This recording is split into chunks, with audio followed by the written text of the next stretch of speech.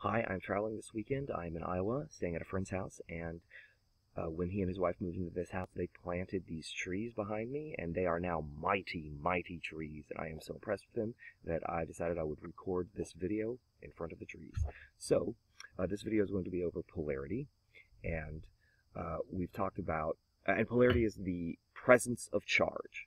So when we review our bonds, ionic bonds, they are always polar, because they are defined by the electromagnetic attraction between positive and negative ions. So, yes, ionic bonds are polar.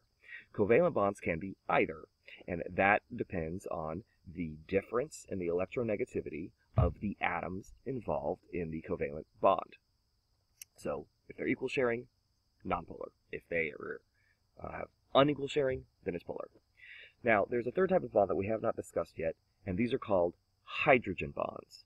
And hydrogen bonds are a consequence of covalent bonds.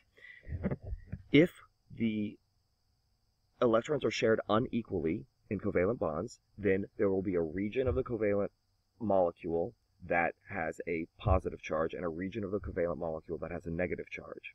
Well, hydrogen bonds, unlike the previous bonds we've discussed, which are intermolecular, are intramolecular. So they are between different molecules. So if you have these molecules with partial charges, well, the positive partial charge on one molecule is going to be attracted to the negative partial charge on the other molecule, so those two molecules are going to come together.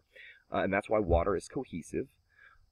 So those molecules will be attracted to each other. Water molecules are attracted to other water molecules. Those are called hydrogen bonds. Hydrogen bonds are weaker than ionic and covalent bonds, but they're still an attraction, and they still guide how those molecules interact with each other. So we've got a few rules for polarity. The first, nonpolar substances do not mix with polar substances.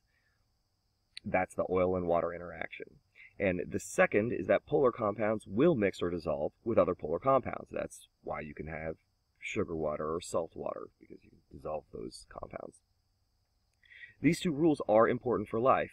The nonpolar and polar interaction is one way that it is used is that our cell membranes have a nonpolar region in their construction, which acts as a barrier for the cell. There's the liquid water outside, there is the water contents inside the cell, and the nonpolar region acts as a barrier or a border.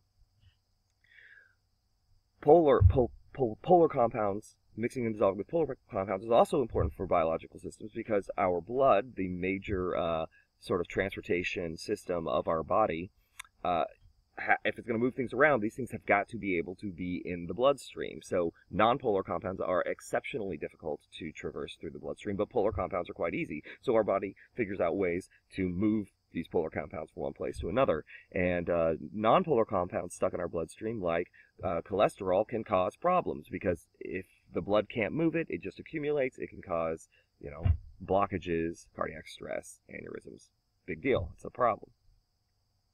So, we are going to talk more about polarity because polarity influences how biological molecules form and interact with each other. It's a really important set of rules, which is going to come up again and again as we start talking about not the atoms of life, but the molecules of life.